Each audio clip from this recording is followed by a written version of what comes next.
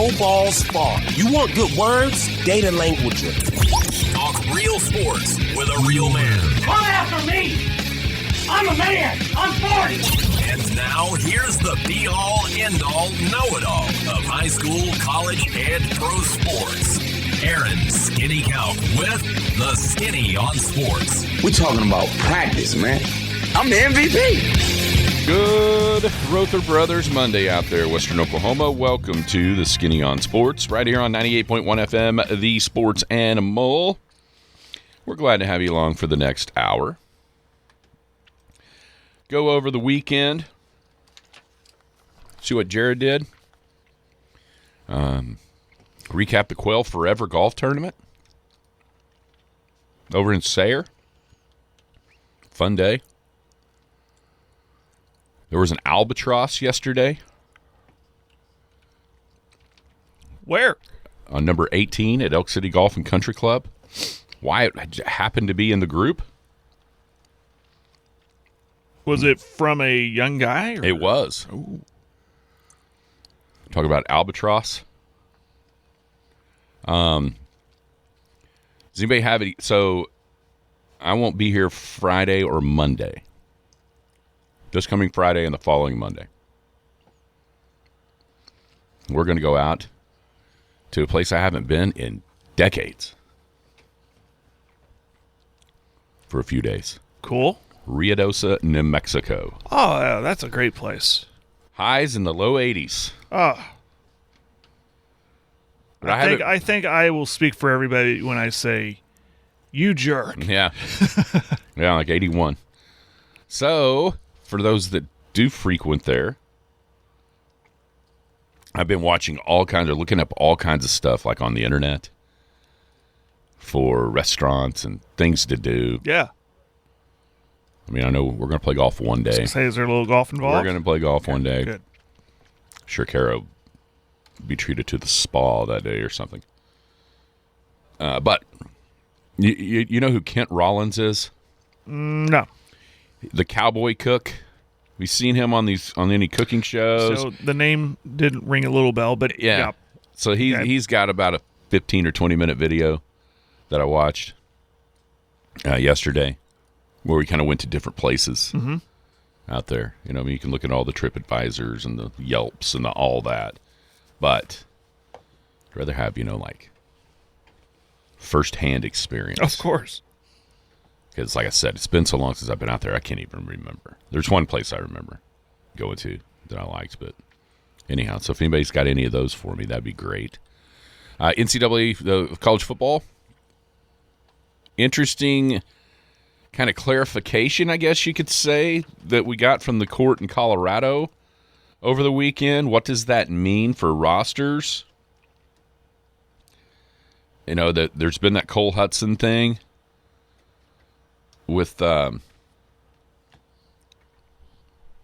Texas, and I think that's where this is coming from. Basically, it's the 5 for 5, 5 years to play 5, is sort of getting grandfathered back in for guys that thought they were done playing college football a year ago, that maybe have the opportunity to do that, and how that affects the in-state schools. There's an article on ESPN today about X Factors, who could be X Factors for the teams in the top 25 of their preseason rankings. We can go over. Trade deadline is today in Major League Baseball.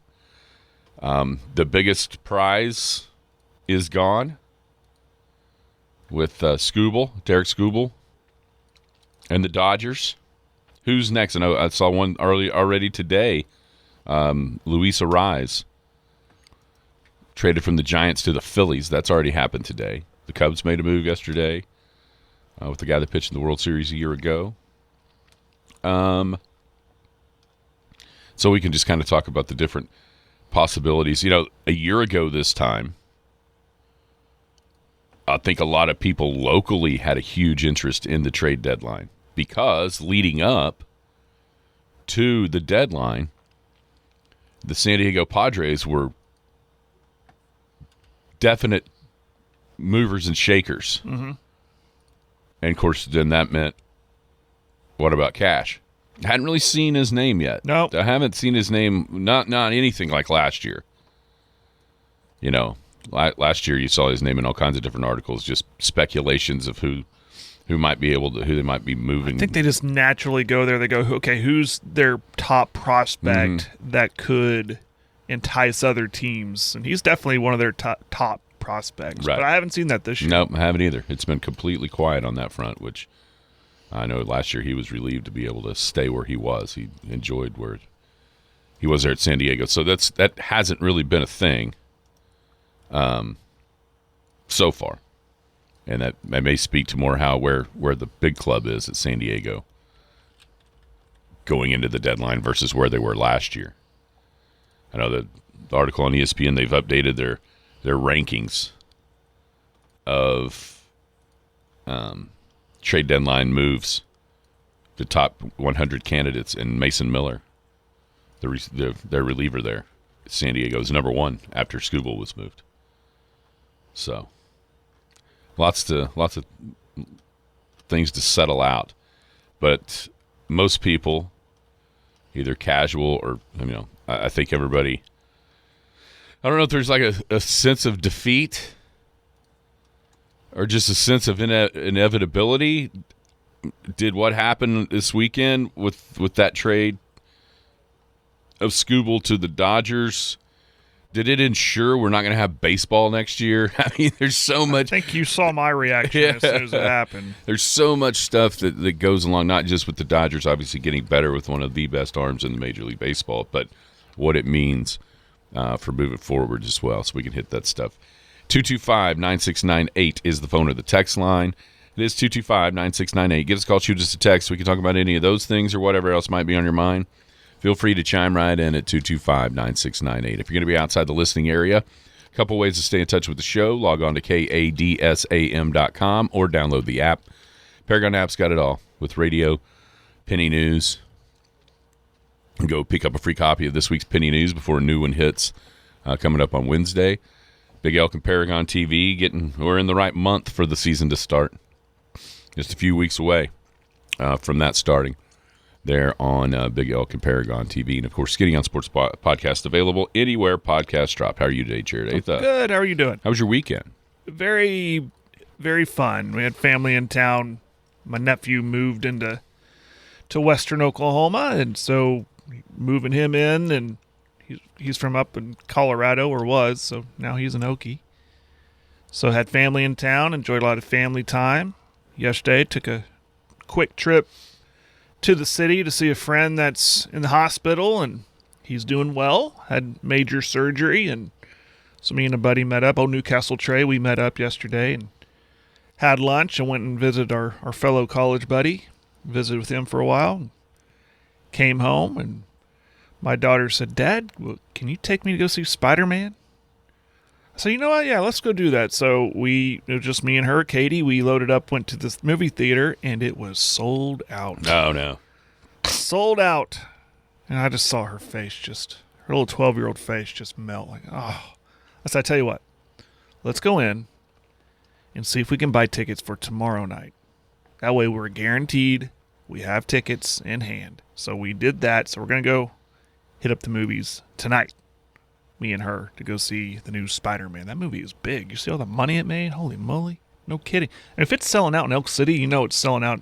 It's doing well. It brought in a ton of money over the weekend. So, no, it was a good weekend. It was fun. It looked like you had a good weekend over at Sayre.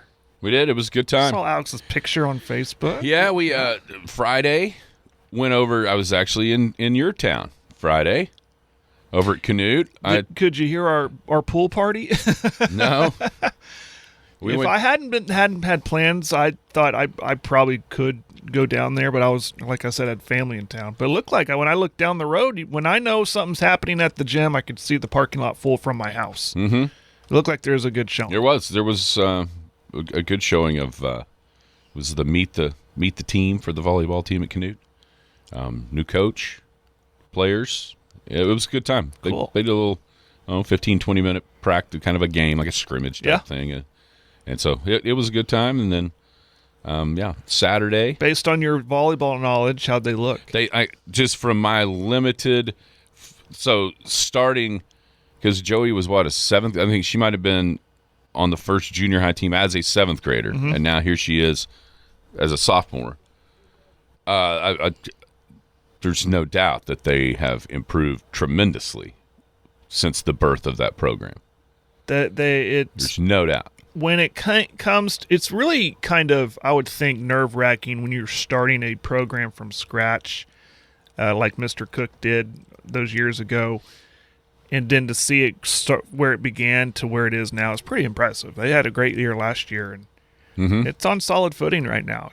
It's really impressive. Yeah, that's about to start here with the I love it. School, I love that there's something else a kid can do. And it's a fun sport to watch, really. I mean, I'm not going to. Yeah, it's fun to watch. It's quick paced. Yeah, it's like the difference between watching a fast pitch game and a baseball game. Sure. Yeah. Versus some other things that you could see in high school girls athletics. There's always something happening. It's just like boom, boom, boom. Really high paced. Really. It's fun to watch. Now, before we move on to Saturday, you're in the gym. Were all the new seats installed? The seats, I don't think that you couldn't get in there. They had all, like at the top, they had barricades, keep out. Okay. I don't think everything was bolted down, maybe. Gotcha. So there's still it looks process. Really good. Yeah. Now, from the video and pictures I've seen, it looks... The bleachers behind, like at the top, there's nothing up there right now. Well, I think those are done. Those little pull-out bleachers. Yeah, they're just probably not installed yet. I think that's done. Because, they're just not in there yet at the moment. Because it looks weird up there with so much space. So much space back up top. I know they've slapped on some fresh new paint too. It's not as yellow. The one thing that I've noticed is the yellow is like accented. Yeah. Like on the floor. The walls where it used to be yellow has now been painted gray. Right. And it's like gray. There's some gray, but mostly it's it's black. The seats are black. It looks really good. It looks sharp. I would call it sharp inside there. But that was good. And Saturday went over to Sayre National. And I think you got a good weather day Saturday. When I stepped outside, about mid-morning, I'm thinking it's already going to be hot, and you could feel that cool north breeze. Was it like that for you? I mean, obviously way better than what it had been. I didn't notice it getting even sort of hot or sort of steamy until we got around. So we started on number 1, and I didn't notice it. So we got around. We played the whole first 9, and then we got back to number 5 green, which is sort of over there it's on the northwest corner, or northeast corner, excuse me. And you see it from the highway, like the tee box on 6, the green on 5, along the road. Mm-hmm. And that's the first time where we were on that green, and I'm thinking, man, it's getting hot. And I think it's just because we're sort of down at the lowest point maybe that you are on that whole golf course. And so the wind, you didn't feel the wind. But yeah, no doubt, throughout the day, just that north breeze, sometimes it would be maybe 20, but most of the time it was just kind of a breeze. And it was cool. You could definitely feel the coolness. So no, it was a great day weather-wise. No doubt about it. It gave me like a very glimpse reminder of early fall football weather when you get that little cool breeze out in the north, but still warm. Yeah. Outside, you know what I mean? I thought, oh, is it? Well, and is the football gods teasing us? Well, and here's the deal. The truth of it is, it had been 106 for 4 straight days, so 95 felt pretty good. Exactly. If it would, just kind of the perspective of it, I think, because it was still warm, but it wasn't just like, oh my gosh, get me inside hot. So Saturday night, that wind completely stopped, and we were hanging out outside. And I said, you know what? We had a little fire pit. So I think it's a perfect night to start a fire. It's not crazy hot. It's not crazy blowing wind. So it was nice. Real pretty Saturday night. Real pretty. Yep. So, I think Blake figured it up for the 4th time in the 6-year history of the Quail Forever. The KECO team was the winner. They're going to stop inviting you guys. 4th time. Now, I know that's the 2nd time I've won, but I wasn't. The first year, it wasn't the KECO team. So what you're saying is... It was the Western Oklahoma Realty team. When you're... Oh. Me and Tyler and Paul and you and were Craig. a part of that team, too. Yes.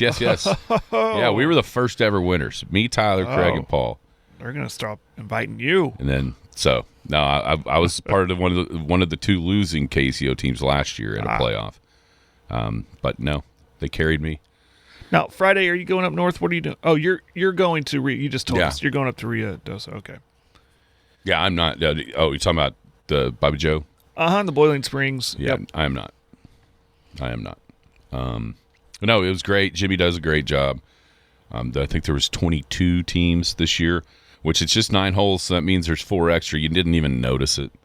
As far as the pace of play. A little tournament we're putting together, we did 22 teams. Yeah. We stopped it right there. You might ask him where he put the extras, to get it kind of flowing. Get it going. Yeah. And I didn't really notice hardly, other than stopping to eat. Like after 9, they had hot dogs and brats, which, by the way, I was telling my wife.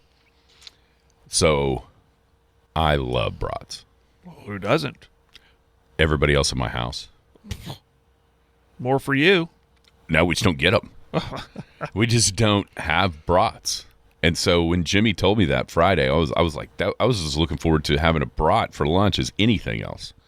And they still are delicious. But no, we don't have. My wife doesn't like wiener items, so we don't have them very often. That sucks for you, man. Yeah, it's a bad deal. But the brats. I hate to hear that for you, man. Yeah, I know. It's just got to figure out the way to get through it. I mean, not even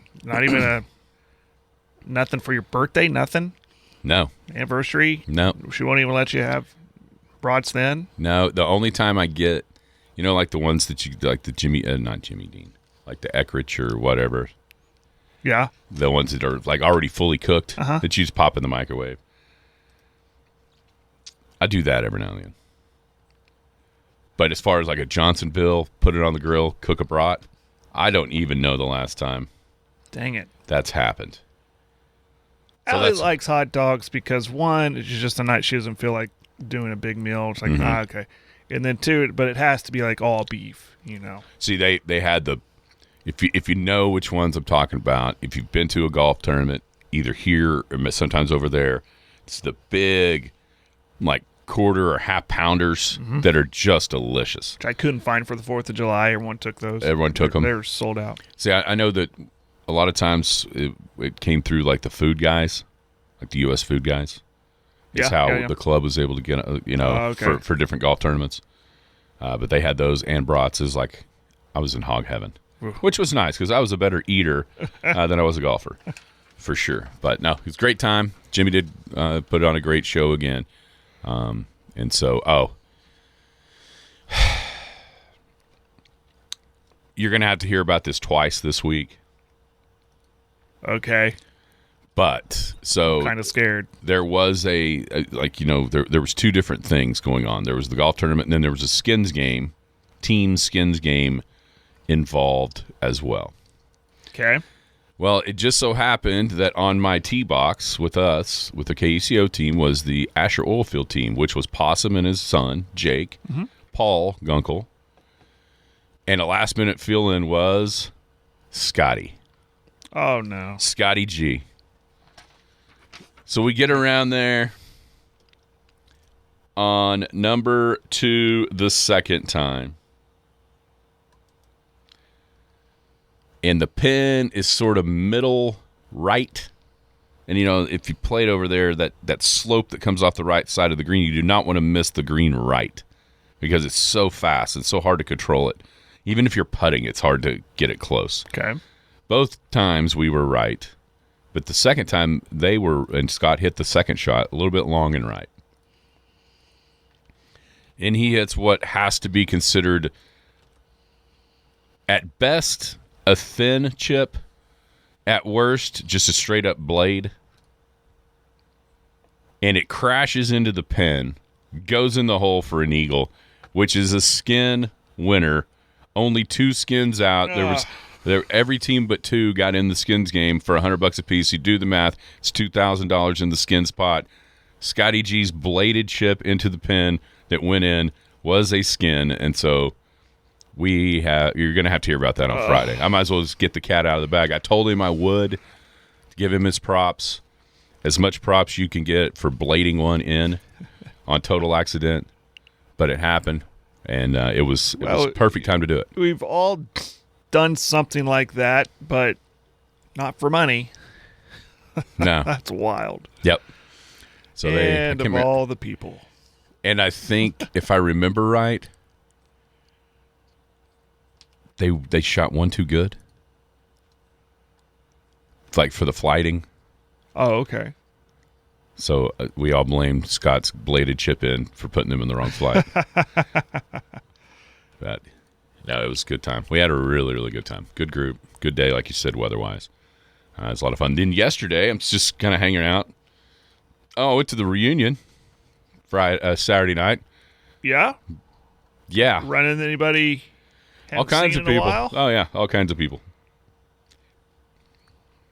How was it packed? Was there a lot of people in town? It was about over by the time we left, by the time we got there. Because everybody came back to our house and we swam. Oh. We kind of threw an impromptu The reunion deal. was at your house. It's just a few of us. I mean, we had 4 of us on the tee box together over there at Sayre with Dustin and Justin, me and Possum. Okay. So a few others trickled over to swim and stuff, and then a couple of us went out to the Civic Center and saw what that's all about. Saw all kinds of people. Well, good. I got to meet I got to meet a guy that, back when we had the COVID shows, nothing was going on. Yeah. And we did the Mount Rushmore. Right. About Larry Elliott. I got to meet Larry Elliott. Cool. He is he's an avid Big Out TV watcher in the football time. Oh, cool. Yeah. I need to get him on here. And that should be easy to do. Mr. Weatherly introduced me to him. So that was cool. Very, very cool. Awesome. And we all kind of made a pact that we would go next time. To the reunion. Yeah, because we still there was 3 of us that went that got our picture taken at the end of it. Uh-huh. But we still haven't had anybody actually sit at our table from the class of 99. So a little embarrassing, but we've only been able to go twice because we've been out of school long enough. Right. For 2 of them. So we don't have anything like that over at Clinton, like a formal thing. Well, I take that back. There's something. It's my class in particular. We did our 20-year, and about 20 of us showed up. And now this coming May, and this next is 25. See, that's the thing for that. I haven't heard if anything's happening, but The all-class thing happens every 3 years. Right. Here. And next time, in 2029, when it happens again, it'll also be our 30th. So, yeah, that's what you got to... We had a boatload for 20. We had it out at L.C. Price's barn. Mm-hmm. And we had a boatload of people. And some of it we cooked all day, like smoked I remember you telling chicken and pork, and there was a bunch that came back for that. So hopefully we, 3 years out. Stephanie's already put a message. We have like a Facebook group, messenger group thing. Yeah. With a bunch of us in the class. She already, as soon as we left the reunion, she already put it out. All right, 2029. And everybody's like, what's the date? And I'm like, there's no way they have that set yet, but we'll tell you. First weekend in August, it seems like it is every time. But anyway, that was fun. And then yesterday out of the Elk City Golf and Country Club. Yeah, I want to hear about Wyatt this. comes in. He's like, hey, guess what I just saw? I'm like, what? What'd you see? Well, I saw an albatross. I said, what? You saw an albatross? He said, yeah. From 172 yards out on number 18, Keaton knocked it right in the hole. Keaton Fennell. Oh, whoa. Okay. Yeah, he said he hit it, and I saw it bounce one time on the green. I was like, man, that could be good.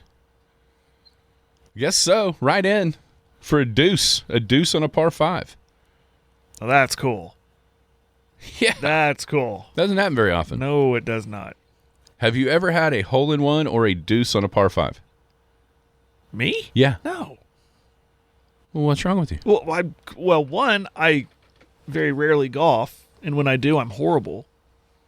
Remember the thing I said about lucky and hitting the pin? I've done that a couple times. I've had some nice chip-ins for birdie. That's the closest I've come to being to claiming I did something good on a golf day. No, I've never done that. Are you kidding me? You never had an Albie? No. All right, text us in 225-9698 if you've had an albatross or a hole-in-one. My closest hole-in-one. I've had two of each. I can recall this. My closest hole-in-one, this is how bad I am. I can't remember what hole it was par 3 over at Riverside, over at Clinton, on the back 9. It's when you... To the right? When you come over, like, or you go over finish the hole and you come over the railroad track. 15. And you're hitting to the south. 15. 15, okay. Mm-hmm. I hit it kind of flat, but with enough to get there. And when I got up to the green, you could see where my divot was, the hole, and then the ball.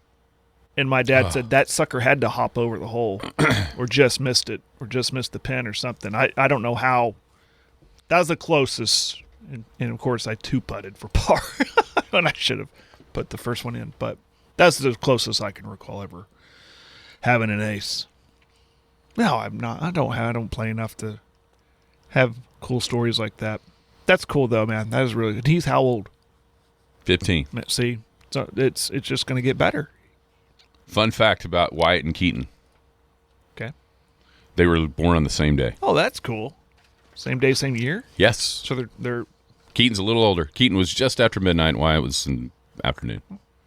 They can still claim they're twins. That's right. And they kind of look like that movie with their sizes and their heights. With Arnold Schwarzenegger and Danny DeVito. Yeah. One's a little taller than the other one, but maybe not that big of a deal. All right, and then I already asked, anybody have recommendations for Ruidoso? Restaurants, something to do, something to see?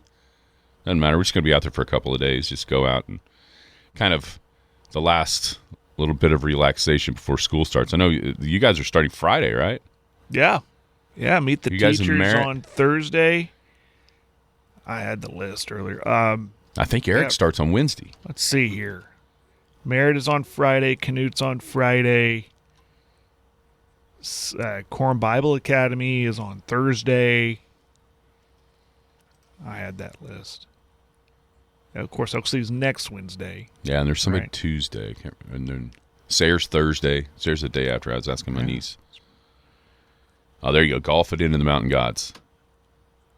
We already have a golf deal set up. It's not there. Wyatt saw a different course, and he was like, let's go. Let's play there. Me and my family have been invited to go to Branson for like 2 or 3 days during spring break next spring. Mm-hmm. And Trey was inviting us. And he was mentioning the golf options at Branson. There's all kinds.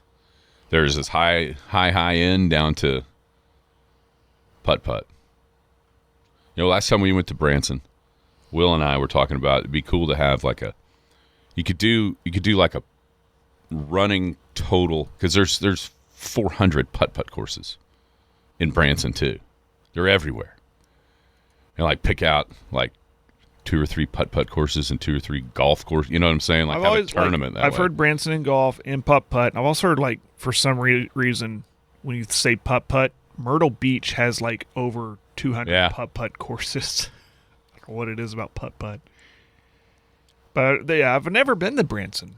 You haven't? Never. I need to go. Just depend. I mean, it worked out perfect because the people that we went with liked this thing. But I'll tell you, one of the coolest things there is, and it all sort of goes. It all sort of goes along with some of that golf that's up there. Mm-hmm. What is his name? Jimmy Morris. That's the Bass Pro Shop guy. I think that's right. Yeah, and he's got a stake or a hand in a lot of the golf that's built up there, especially at top of the rock and all that portion of it. Yeah. But in Springfield, at the Bass Pro Outdoor World thing, it is unbelievable. It's just a giant. You can't even call it aquarium because it's not just fish. It's if you like animals, of all shapes and sizes, every single thing. It's cool. Full of. It's just awesome. It's like the coolest. It's like a mix between a zoo and an aquarium, kind of. It's kind of like the zoo indoors, but it's all inside. Oh, it's amazing. I've seen pictures of that. Yeah, it is. I mean, we spent like 4 or 5 hours in there and didn't even scratch the surface. Wow. Of everything that's in that place. That's something. It's pretty cool. I don't know if I'll do it. I don't know. But you got to have the right mix of, like, for Wyatt, it was like, oh, yeah, that's exactly what I want to do because I love animals. Let's go watch, you know. And everybody else was fine with it. But some may not be. See, I'd rather go do that than, like, ride the roller coasters or whatever there might be. Oh, I'm not a roller coaster guy anymore. Me neither.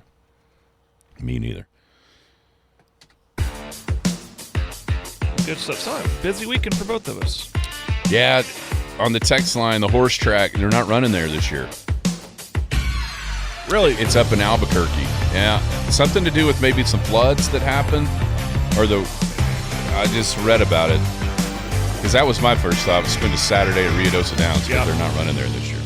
Put proven Case IH power to work on your operation from Rother Brothers Equipment in Clinton, Oklahoma. They carry Case IH combine, tractors, cultivators, swathers, and balers, built for the demanding days in the field. From planting and hay season to harvest, Case IH delivers the performance and reliability farmers count on. Come see the new lines at Rother Brothers Equipment on Highway 183 North in Clinton, or browse equipment online at rotherbrothers.com. When the job demands power, performance, and reliability, Case IH and Rother Brothers are ready for the work ahead. The Skinny on Sports. Welcome back on this Rother Brothers Monday. Skinny on Sports, 98.1 FM, the sports animal. Rother Brothers over just north of Clinton on Highway 183, family-owned dealership since 1976. Locations in Clinton, Fairview, and Kingfisher. Rother Brothers prides themselves on creating a one-stop shop for all sorts of equipment, parts, repair services for many makes and models. Excellent service, a huge selection of parts, exceptional support for their customers are the cornerstones of the business built by Rother Brothers. All right, so on Friday, I guess it was, the end of the day Friday, a court in Colorado sort of, I guess, clarified with the ruling on kind of the eligibility models that have been sort of floating around. You know, the 5 seasons to 5 years to play 5 seasons, which would be different. It's always been you have 5 years to play 4. And now if you meet sort of certain requirements with age and not in all the different things with redshirting and this and that, you could play 5. Now it's starting to be called 5 for 5. Which means you could have 5 years of eligibility in 5 years. Wasn't that a special at Arby's? You can get 5 for used to be roast beef sandwiches for $5. Yeah, it always happened around Christmas. Yeah, because they would sing the 12 Days of Christmas and they'd go 5 roast beef sandwiches. That's right. I thought that rang a bell. Mm-hmm. Instead of 5 golden rings. Yeah. Now it's like 4 for 10. Power marketing right there. That's now you get 4 for 10 on a daily basis. I think is what that's gone to. But anyway, and so, you know, okay. Then the question was, when is that? Is that moving forward? Does that start this school year? Are players that are done just kind of out of luck? And U.S. District Judge Charlotte Sweeney basically said and granted a 5th year of eligibility for the athletes that graduated in the 2022 school year and were not included in that new rule. So this opens the door for some people that thought they were done with college athletics that might be able, if they so choose, it looks like, to have a chance to come on back and play another year. Right. And it has the potential to like affect the college football season. Like right now. Well, I was getting texts yesterday from a buddy of mine who subscribes to all of the message boards and all the insider info, Sooner Scoop, etc., of some names floating around, at least in Norman, that could be returning that you thought were done. There was the clarification, like a more opinion, I guess, or whatever, ruling of that if somebody had already signed any kind of contract, whether it be on a practice squad or whatever it may be for the NFL, they're stuck. They can't come back. They've already signed that deal, and they got to go where they got to go. But so I don't know what change, if that changes the rumors of who could return for anybody. But apparently it is a thing where it will allow this season for players to get one more year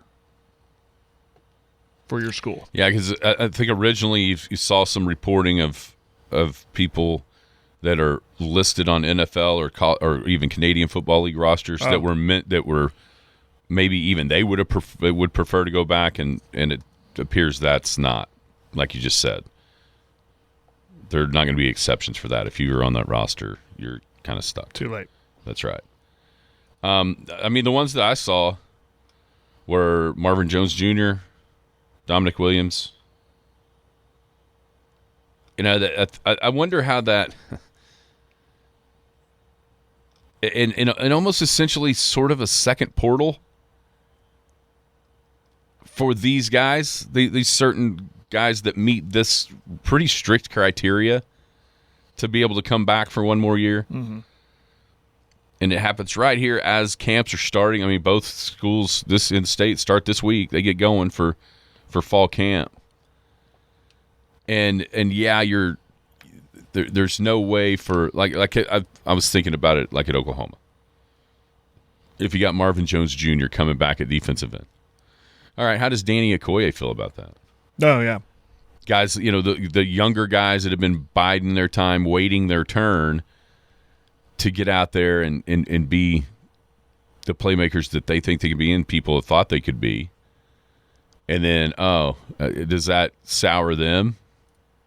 They can't do anything about it right now. It's not like they can get into – there's no portal that exists.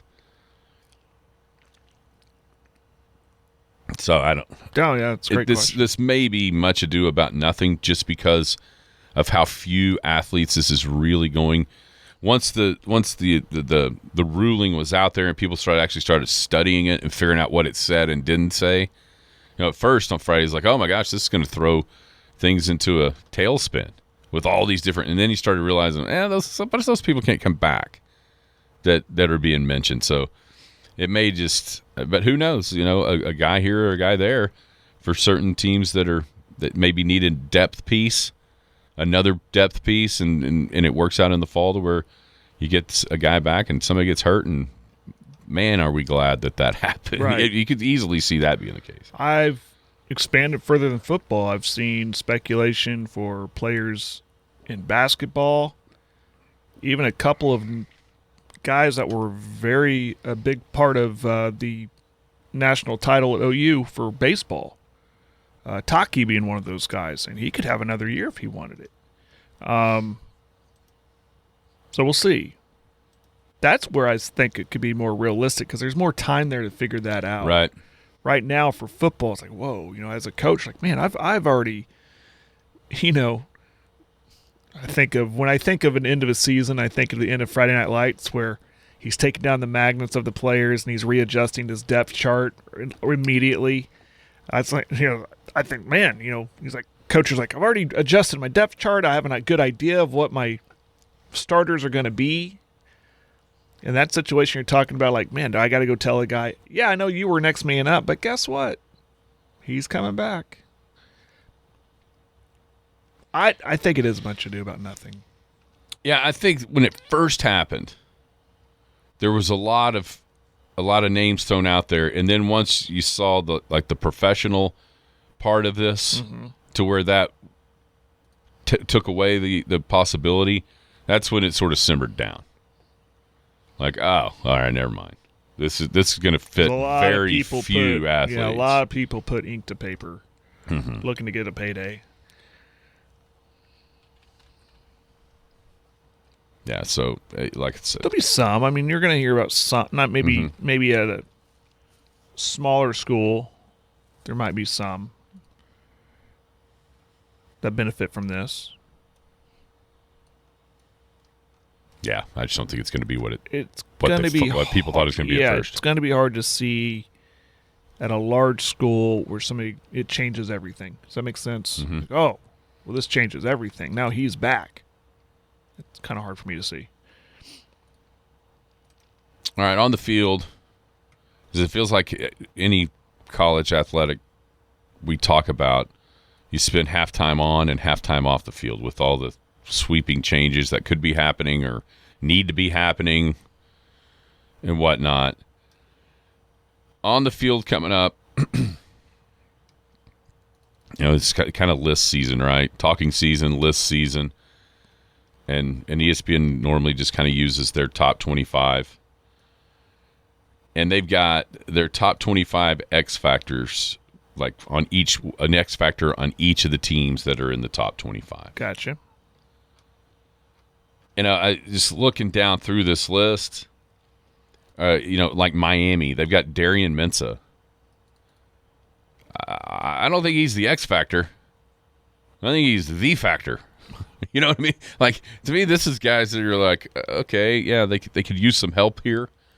And maybe they're saying going from Ward to Beck and now to Mensah. Yeah.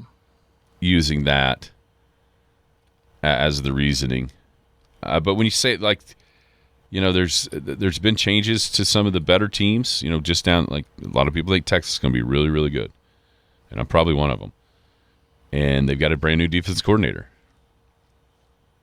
And when you look at them offensively, the weapons that they have around Arch are ridiculous. Now, you might have a little bit of worry about what they've got going on up front on offense. You're not worried about skill at all.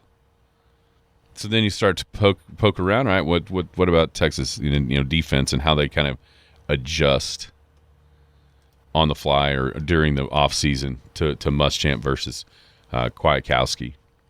So that one makes sense to me as an actual X factor. Yeah. Yeah, so you think about go to teams like for OSU, X factor, Mestamaker. I mean, I wonder how many of these X factors are quarterbacks. Bunch of them that can make or break a season. If this quarterback isn't good or gets hurt, then but see, like for him, LSU, Sam Levitt, that makes sense. I think it, like if you look at like Oklahoma State and you say Mestamaker, I think that makes sense because we haven't seen him do it at this level. Darian Mensah just took Duke to the ACC title. You know what I'm saying? Like we kind of have an idea of what he can do, even in that own conference. Even though transferring within the conference. So it definitely makes sense to me. Down there in the Big 12 with Mestamaker, and maybe it just as a whole, you could say the North Texas guys, and how quickly they adjust to the Big 12, and if it's seamless, then look out. Right. If there's some growing pains, then maybe they won't be as good as some people think they're going to be. See, I look at Houston at number 24, and that's a quarterback. It's Keyshawn Henderson. Well, he was like the number one ranked quarterback coming out of high school this year. And how do they use him with Connor Wegman coming back on a team that won 10 games a year ago, and a team that isn't a favorite in the Big 12, but it's on that next tier, like tier 2. Mm-hmm. How do they get him in there? Because the last thing Willie Fritz wants to do is sign the number one dual threat quarterback in the country at Houston and not let him see the field, and then bye-bye, he goes somewhere else. Right. After, you know what I'm saying? Like, they're going to incorporate this guy somehow, some way, but you also don't want to necessarily upset the apple cart that got you 10 wins at Houston a year ago. Yeah. With your quarterback coming back and Connor Wegman. Connor Wegman's played a lot of college football. He has been around for a while at A&M and now down there.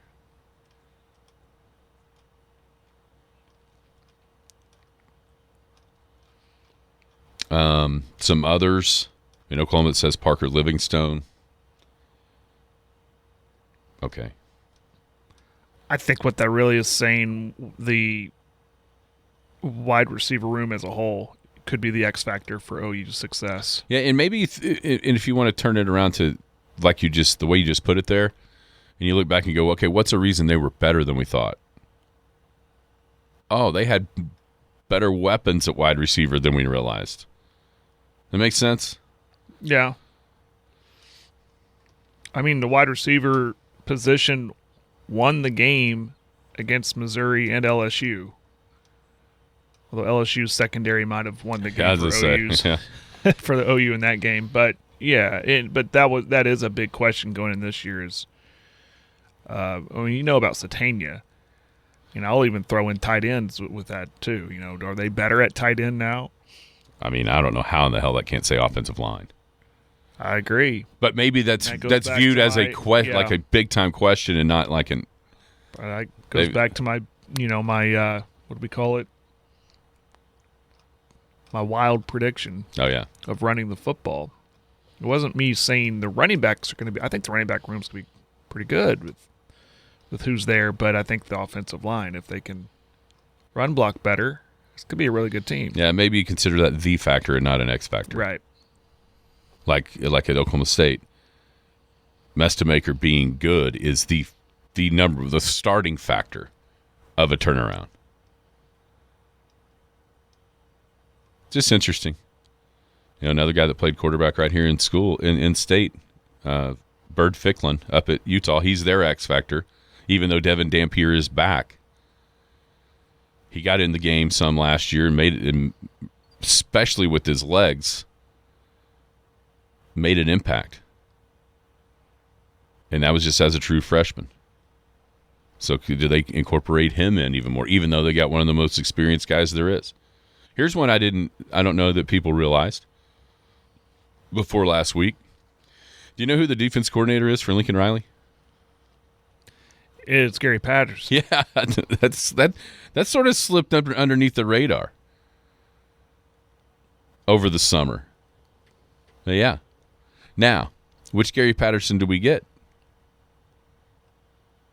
You know, the early Big 12 TCU Gary Patterson played some pretty good defense. Toward the end of the tenure, Gary Patterson in the Big 12 got consistently lit on fire defensively. So we'll see which version of that we get.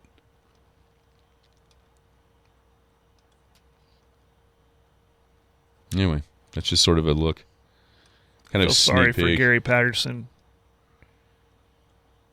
It feels like lately that if you want to see your career end, go try to coach a defense for Lincoln Riley. Well, the good news is there's such a long list of coaches that just don't survive that position under him. Well, the good news is it can't be worse. But it can be bad. They can be bad, but yeah. I don't think it can be worse than it has been. All right, when we come back, there's been some trades already. Major League Baseball today. We'll take a look at the trade deadline. The big move with Scooble to the Dodgers. Is baseball ruined in 2027 already? When the job demands power, performance, and reliability, count on JCB from Rother Brothers Equipment. Located on Highway 183 north of Clinton, Rother Brothers carries a full lineup of JCB excavators, skid steers, wheel loaders, aerial lifts, forklifts, tractors, and compacting equipment to help you tackle any project. Whether you're in construction, farming, or oil and gas, JCB is built to get the job done. See them in person or visit RotherBrothers.com and see why more professionals choose JCB. Tough equipment, trusted service, ready to work. Rother Brothers in Clinton. The Skinny on Sports. Just a bit outside. Welcome back. Wrapping up a Rother Brothers Monday with Skinny on Sports right here on 98.1 FM, the Sports Animal. Already had some trades today. Major League Baseball trade deadline coming up at 5 o'clock tonight. Luis Arraez,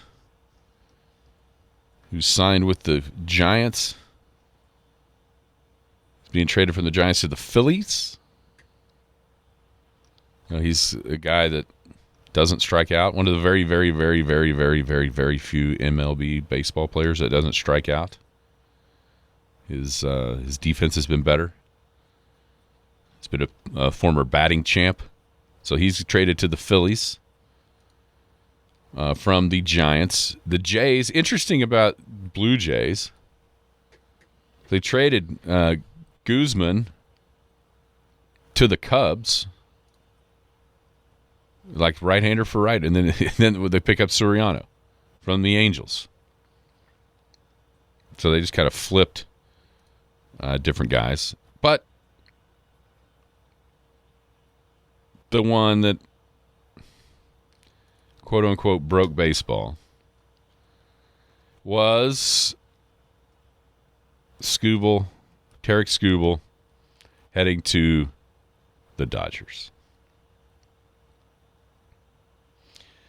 You know, it's one of those things that we talked about it last week, and maybe even before that, of it makes the most sense for him to go to the Dodgers. The Dodgers can give the Tigers more than anybody else can.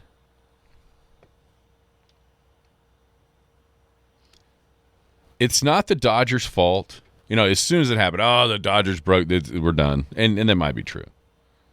That 2027 season they're not cheating. Effectively ended. No, it's not their fault. They've got the best farm system. Right. You know? Yeah. They're just... The problem for everybody is the first thing you look at is the giant price tag. And I get it. It's a giant price tag that they're able to pay because of the discrepancy in the local TV money that they can generate in L.A. versus everybody else. I totally get that there are built-in advantages for the Dodgers. They're also taking advantage of them. The Mets have some pretty big advantages. How are they doing? Right. You know, the Blue Jays, how they doing? They made the World Series last year, but how they doing now? And so you can hate the hate for the Dodgers is fine, but I think it's misguided into why you hate the Dodgers. You hate the Dodgers because they're better on the field, and they're doing things better than everybody else off the field too, and that's why they're able to have the package of prospects and whatnot that they can send the Tigers for Tarek Skubal. Right. No, it's not their fault. So, but it is going to. We can't blame the Dodgers for the inevitable coming of a lockout. I mean, you can. I get why people will. And it's one of those things that, yeah, Boston swept them yesterday. Or Boston swept them this weekend. Yes, Boston swept the Dodgers in L.A. And Boston's been, they were sort of the punching bag through the first 40 or 50 games of the season, and now they have kicked it into gear to where they're trying to chase down both the Yankees and the Rays and have opened up a pretty sizable lead as far as the AL wildcard goes. I mean, they have been incredible turning that thing around. And that's I think you can make a huge argument about just last year that the Blue Jays should have won that World Series. Yeah. And heck, we talked about it last year. During that World Series, we wanted it to happen. We said this might be the only way to save baseball in 2027. We don't want to see the Dodgers lose. We didn't want to see baseball stop. Yes. That might have been the only way, is that the Blue Jays could have beat them. They couldn't get it done. And now this year, of course, we've got what we've got going on. And in this move that, I mean, good luck. Good luck beating them, but it's not. I mean, it's still baseball. It's still possible. Anything can happen. Yep. It's just harder to do it in 7 games, obviously. Anything else? I mean, Philly's trying to keep pace. Well, like our man Tyler said, after the Cardinals walked off the Cubs the other night and laughed, baseball karma got me. I hate baseball too. Mm-hmm. With the Rangers are falling off the cliff, got swept by Houston. Obviously, still a lot of time, and there's still a trade deadline. Hearing some rumors of Rangers are making it known that Seager and DeGrom are available. So I'm not sure what that means. If it's still a team that's within striking distance of a playoff spot, of unloading an ace and a cornerstone shortstop like Seager, but we'll see. Yeah, I mean they're half game out, 1 game in the loss column out of the last wild card behind Cleveland. Yep. I think for your Rangers it's going to be, I don't know if easier is the right word, but maybe easier to win the division than it is to make the wild card. Does that make sense? Just because there's so many people bunched up right there, from Detroit, Baltimore, even the Blue Jays are not that far behind. Like pretty much everybody but Kansas City, Oakland, and the Angels is still in the AL wild card. Like quite literally, everybody but those 3. Yeah, it'll be interesting to see if any move outside of that one makes a big difference with what we see down the stretch in these pennant races, and then also into the playoffs. But I mean, you could absolutely hate it, and you can absolutely hate the Dodgers. That's fine. Feel free. But I just make sure you know why. Make sure you know why you're hating them.